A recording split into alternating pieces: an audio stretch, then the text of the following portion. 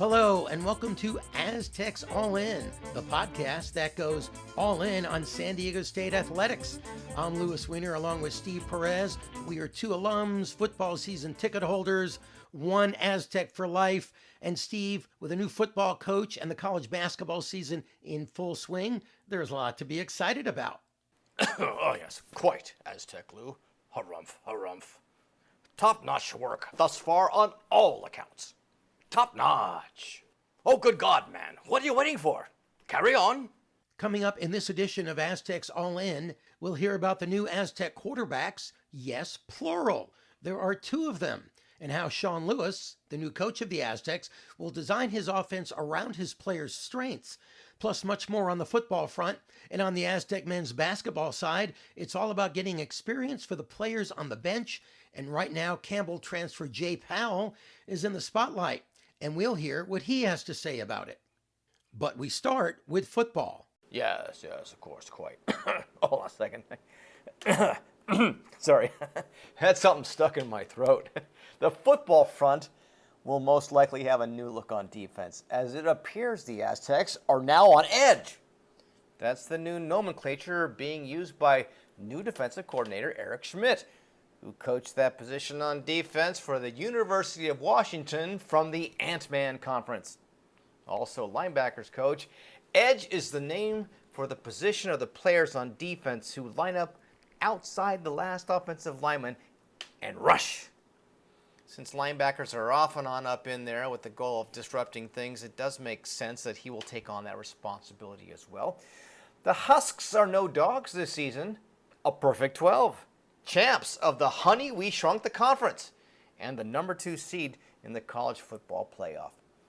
Prior to the 2022 season, he was defensive line coach and special teams coordinator for another dog-themed team, Fresno State. But anyways, his hiring is reason enough now to watch the All-State Sugar Bowl on New Year's Day when they face number 3 seed Texas. Schmidt is scheduled to join the Aztecs after the Husker Dus complete their season, according to ESPN. And at last check, his bio remained online at GoHuskies.com. Another defensive coaching hire is Rob Arich, who will coach these aforementioned defensive edges. He was defensive coordinator, linebackers coach of the Vandals at the University of Idaho the last 2 seasons. The Vandals of the FCS advanced to the quarterfinals following their first ever postseason win, and they were 9-4 on the season. And also Louis C.J. Magorsk, another coaching staff hire from the Huskies, joins the Aztecs as safeties coach. In Seattle, he was coach of quality control. And like Schmidt, Magorsk did time at Fresno State. Rough. For the Dogs, he worked with the defensive line in 2017 and 2018. In both years, they ranked in the top 10 nationally in scoring defense and the top 20 in overall defense. Finally, Lewis, a San Diego State job posting defines responsibilities for such coaching positions as including but not limited to recruiting, administrative duties, coaching, counseling, teaching, staging, fundraising, and public service. And did you know they're paid a salary, there's no overtime, and it's supposed to be a 5-day work week. So, Lewis, you got some recruiting noise now, right? Aztec Fast. That's how many are describing the type of offense that new football head coach Sean Lewis will run this upcoming season. The Aztecs will display a high-flying type of offense not seen on the Mesa in a very long time. To run that type of offense, the Aztecs need quarterbacks, and this week they got 2 really good ones. First, the Aztecs got a commitment from dual-threat quarterback Danny O'Neill out of Indianapolis Cathedral High School. He recently made an official recruiting visit to San Diego State and Snapdragon Stadium and committed just days later.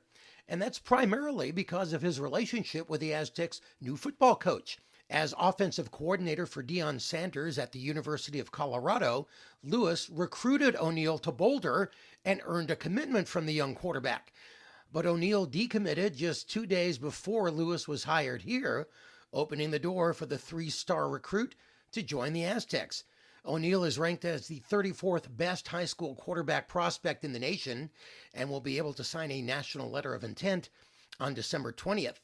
But that's not all. The Aztecs now have, would you believe, an embarrassment of riches at the quarterback position. Just days after O'Neal committed, former Florida State quarterback A.J. Duffy announced his commitment to San Diego State. He's a redshirt sophomore who spent 3 years playing for the Seminoles. Out of high school, he was rated a 4-star quarterback and ranked 13th in the nation by recruiting website 247 Sports. Duffy was 4th on Florida State's depth chart this past season, but he was the backup in the ACC championship game against Louisville. There's no doubt that Coach Lewis is going to have his quarterback, whoever it is, air it out. But his offense is not one-dimensional. He recently talked about how he runs his innovative offense depending on the types of players he has on the roster. Yeah, to challenge to grow each and every single year, right, and not be tied to just, one systematic style of play, or not being married to just a system that, hey, we're going to do this, right? It's looking at what you have, looking at what you're able to acquire, and then building that year's style of up-tempo play to what suits you and how you're going to go about it, right? When we were at Bowling Green, we didn't have a true dual-threat quarterback, and so he threw for almost 5,000 yards. He was 46 yards shy of 5,000 yards, right? By the time we got to Syracuse, Eric Junji, he had more of a dual threat ability, right? So you innovate, and you're not just locked and married to, here's the playbook, go learn it.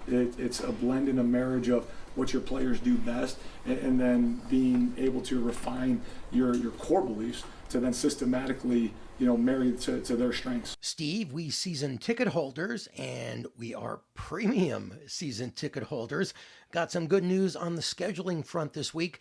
The Mountain West released its updated conference schedule that now includes the 2 remaining schools from the conference that used to be the Pac-12, Washington State and Oregon State, and the Aztecs will play both of these teams at home next season. The schedule now includes 7 conference games and 5 non-conference. 6 of those games will be at home, so the home schedule will include those 2 games against the Pac-2 teams, along with Texas A&M Commerce, Air Force, Hawaii, and New Mexico. On the road, the Aztecs will play Cal, Central Michigan, Boise State, UNLV, Utah State, and Wyoming. So, Steve, I believe it will be fun and exciting, right? Getting to play Oregon State and Washington State at home, and a good gauge on how this new Aztec team will match up against Power 5 competition.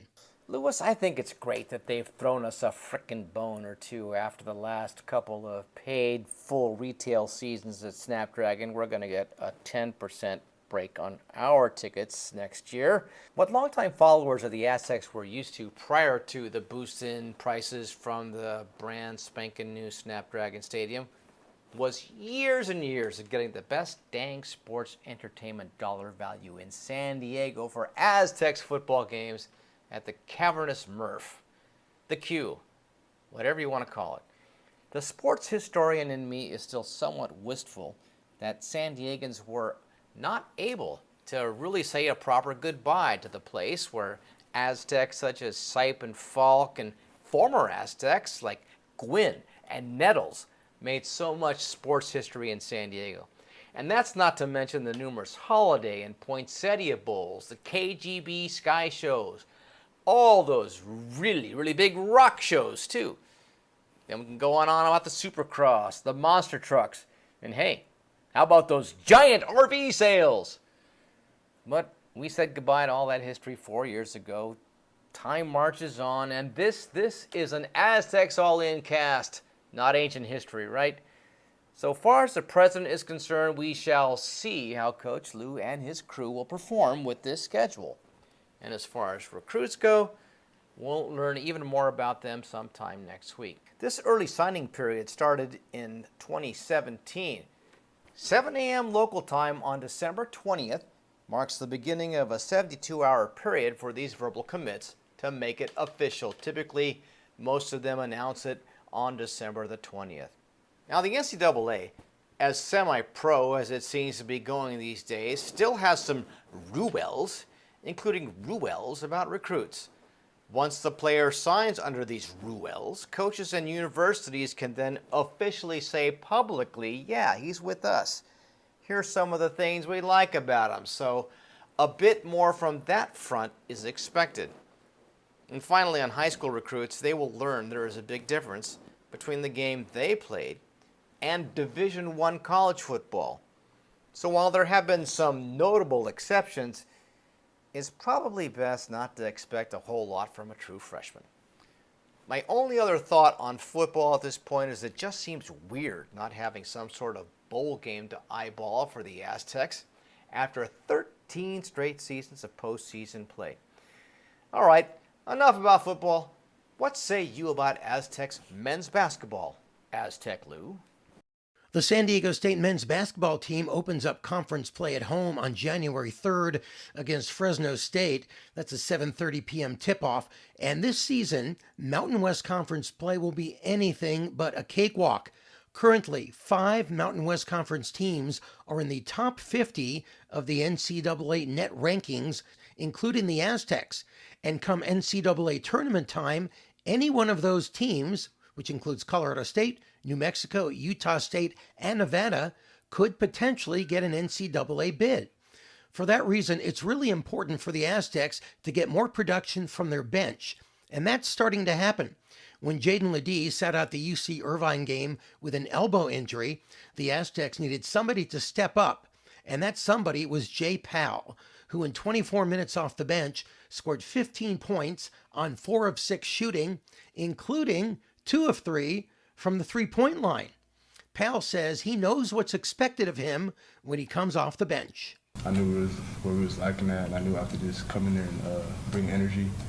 I think my teammates were finding me at the right spots, and I was able to make shots, and had a great game, came away with the win. I do got a lot of experience. I've been playing a lot of college basketball games, so I kind of fit right in.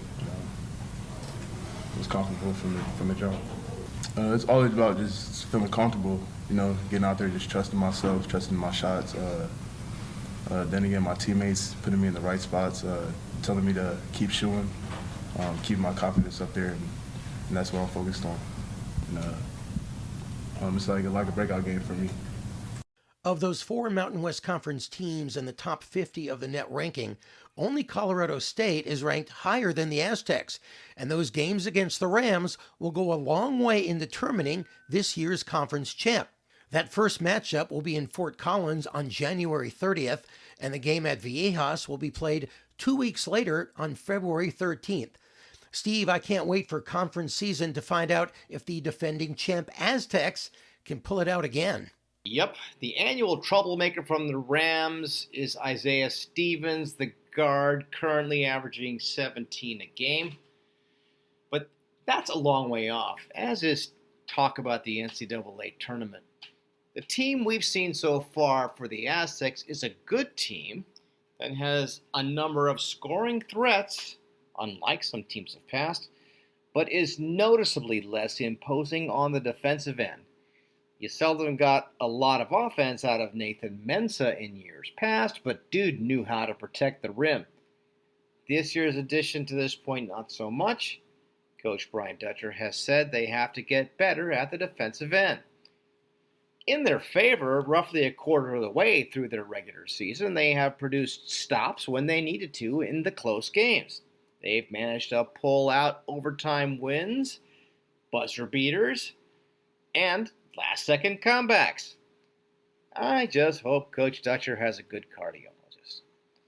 Hopefully, the Aztecs are taking this opportunity during this break to rest up, heal, and then start prepping for the meat of their schedule. And Lewis, last week you picked on Lamont Butler and his free throw stats so far this season. 37% from the line so far. Coach Dutcher was asked about that after the UC Irvine game, and he pronounced himself unconcerned.